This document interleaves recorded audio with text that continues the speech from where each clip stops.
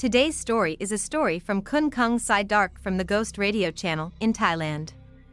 This story is a continuation of Anti-Dumb's story from the previous episode, Just a Story EP8. In this episode, Anti-Dumb encounters a horrific experience on an island where a group of people capture others and repeatedly shut them down for some unknown purpose. Anti-Dumb barely didn't survive. What is this horrific story all about? Why does this group capture people and shut them down? So, without further ado, let's find out the answer with the story that Just a Story brings you today. Demon Island.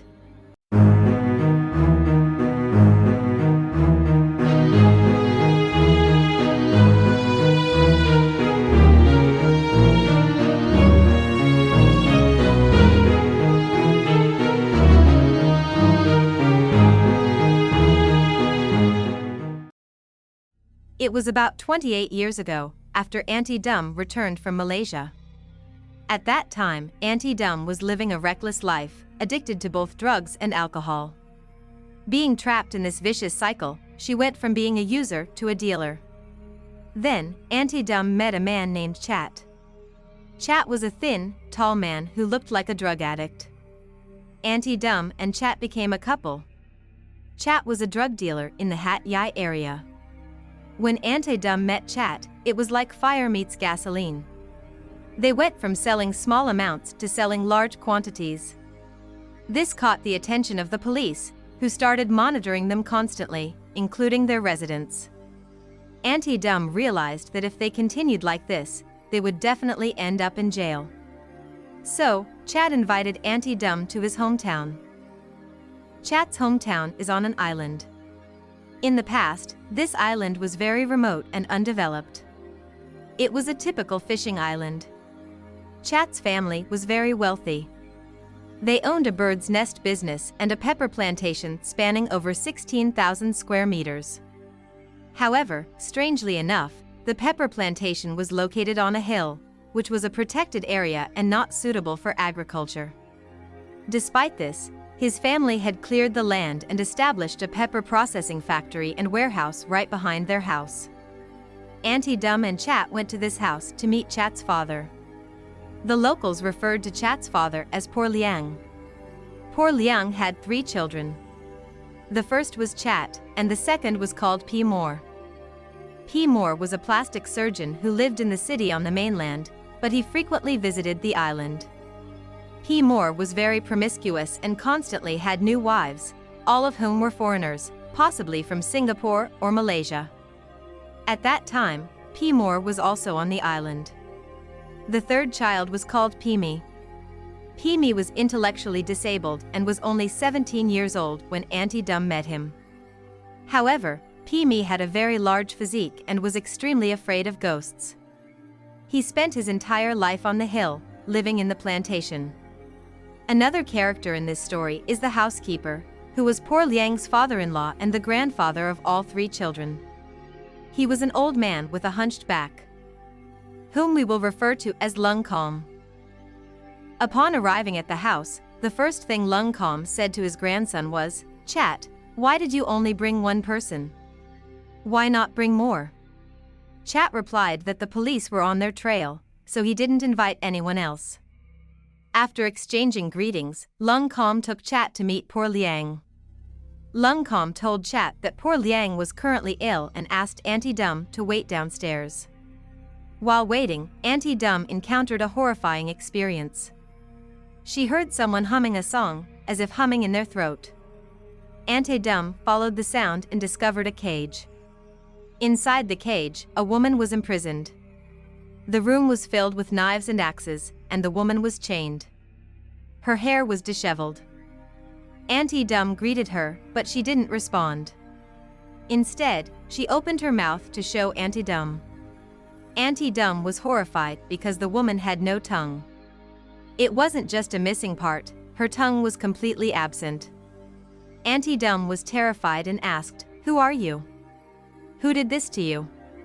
Suddenly, while Anti-Dumb was still in shock, Lung Calm approached and hit her from behind. Lung Calm revealed that the woman was his own daughter and Poor Liang's wife. We will refer to her as P-Bai. Lung Kam explained that P-Bai had been imprisoned for almost 20 years. She had been captured by pirates who tried to squeeze and knead her. The pirates couldn't bear her screams, so they cut out her tongue. Since then, P-Bai had lost her sanity, and they had to keep her locked up. Auntie Dum recounted that P-Bai was very pitiful. She was living in a cage and only received scraps of food.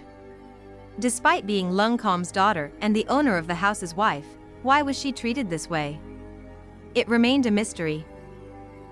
After a while, Auntie Dum went to look for Chat. She asked Lung Kam where Chat was and why he didn't take her to meet poor Liang.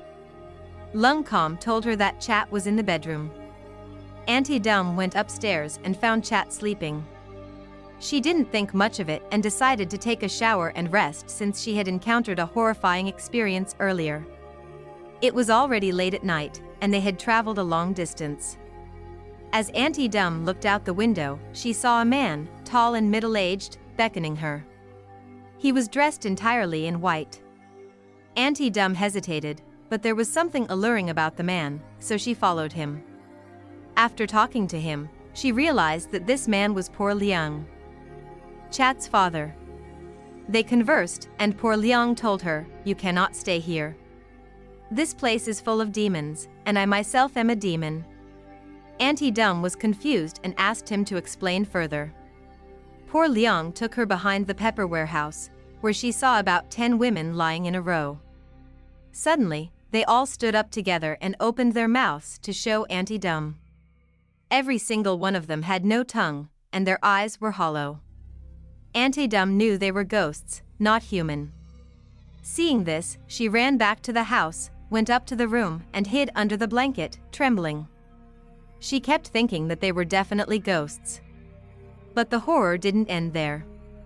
While she was under the blanket, Auntie Dum wanted to call her boyfriend for comfort and to be embraced by him.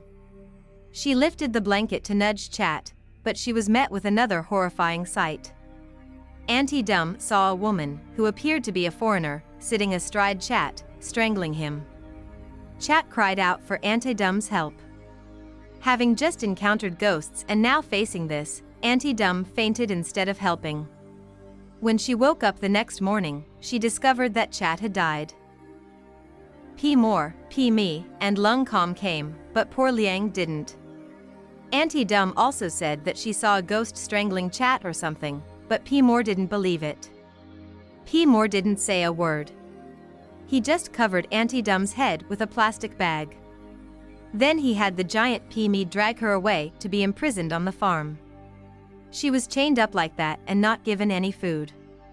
Auntie Dum thought that she would definitely lose her life there. When night fell, poor Liang came. Auntie Dum cried for help, and poor Liang said that he couldn't help her now. Poor Liang said that there was only one person who could help, and that was P-Me. He told her to use her feminine wiles because P-Me was mentally disabled and had never met a woman before. He was also scared of ghosts. While she was imprisoned, she was deprived of food and water for a while. P-More dragged his foreign wife and 2 of his friends to the chilly warehouse with Auntie Dum. He had P-Me drag her away and starve her for another 2 days. She was completely weak, and P-Me went and picked up a box, about the size of a human head, and opened it for her to see. When Auntie Dum saw it, she vomited on the spot because it was poor Liang's head. But it was completely dry, so dry that it was stuck to the skin. Now Auntie Dum knew that all 3 of them, Chat, P-More, and Lung Kam, were perverts. They had even done this to their own father, their own son-in-law, and their own child. So Auntie Dum was definitely not going to survive. After a while, P-More dragged his wife, the foreigner, in first. He dragged her onto the bed and then stuck a needle into her jaw. It was definitely anesthesia. He opened his wife's mouth and cut out her tongue. The people who saw her at that moment couldn't hold back their urine. It was horrifying. Then P-Me went and opened the cloth that was covering the warehouse. When he opened it, he saw workers working. After a while, he brought in a white package. It was snow, about 10 kilograms in one package. And this is the reason why he planted on the mountain. He was planting opium poppies.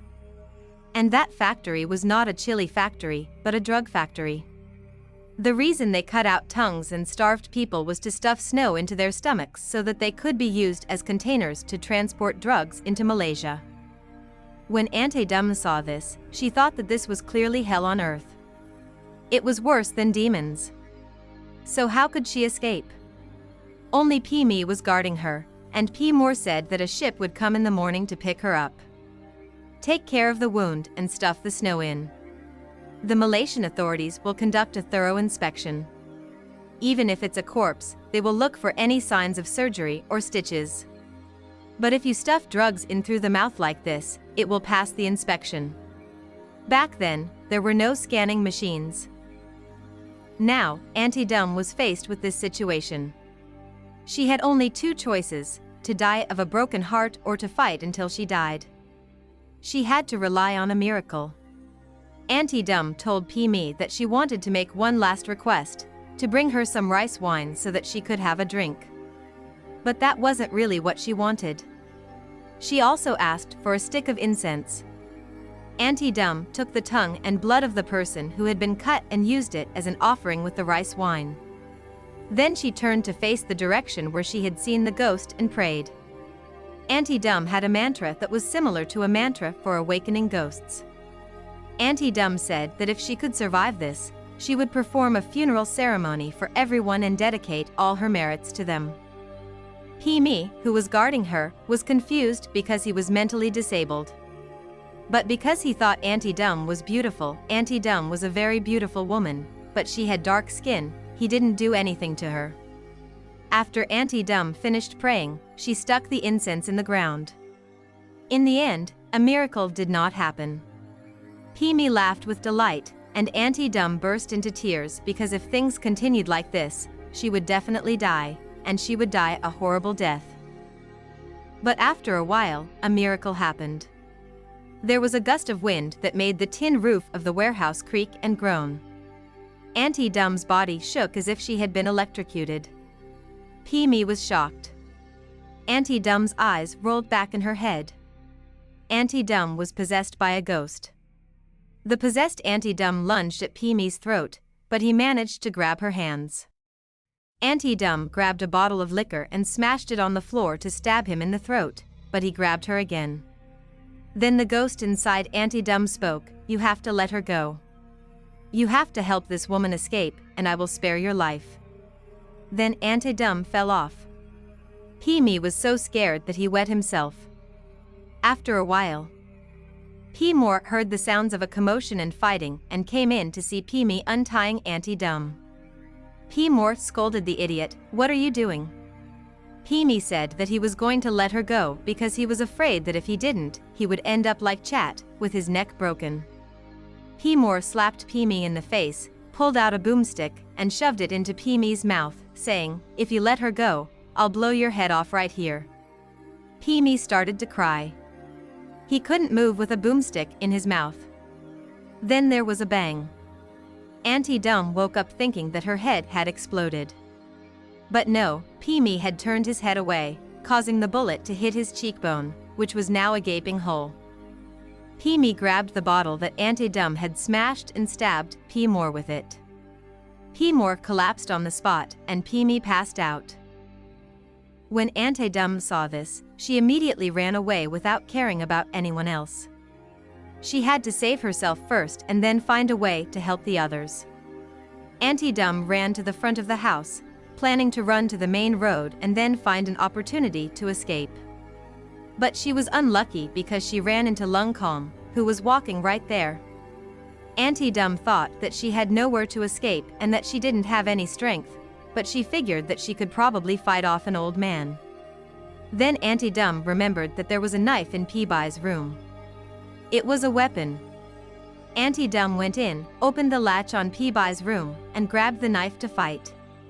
They wrestled, and Auntie Dum managed to stab Lung Kong. He didn't die, but the knife was still stuck in him.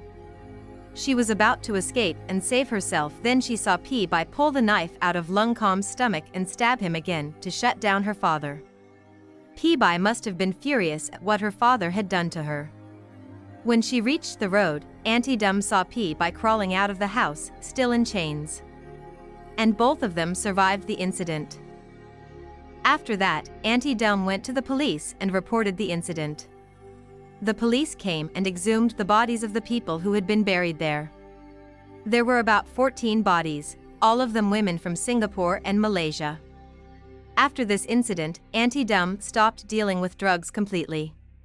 She went to rehab for 5 years until she was able to quit, and then she returned to Hat Yai. After that, Auntie Dum met Pi again. Pi was a teacher, teaching sign language for deaf children. The two of them communicated through writing. Pi asked what happened that night when Auntie Dam was possessed by a ghost. Was it real? Auntie Dam said that there was no ghost possession, that it was all just an act. She had deceived Pi. Auntie Dam recalled a saying that poor Liang had told her to use her feminine wiles to deceive Pi, and that was how she had escaped. As for Pi, she had not actually been raped by pirates. Instead, she and poor Liang had repented and no longer wanted to be involved in drugs. As a result, Lung Kom, Pi Mor, and Pi had attacked and killed them. However, Lung Kom had spared Pi's life because he saw her as his own daughter. But Pi continued to curse and revile them throughout her imprisonment, and eventually Lung Kom lost his patience and cut out Pi's tongue. This made Pi without a tongue and caused poor Liang to die. How was everyone's day with today's story? It might have been a bit brutal, so I suggest you think of it like watching a murder mystery movie or reading a thriller novel. I still have many more dark stories from Khun Keng Sai Dark to share with you in the future.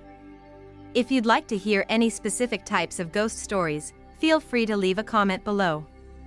And if you enjoyed the story I told today, please subscribe to my channel so you won't miss any new episodes. That's all for today. Bye-bye.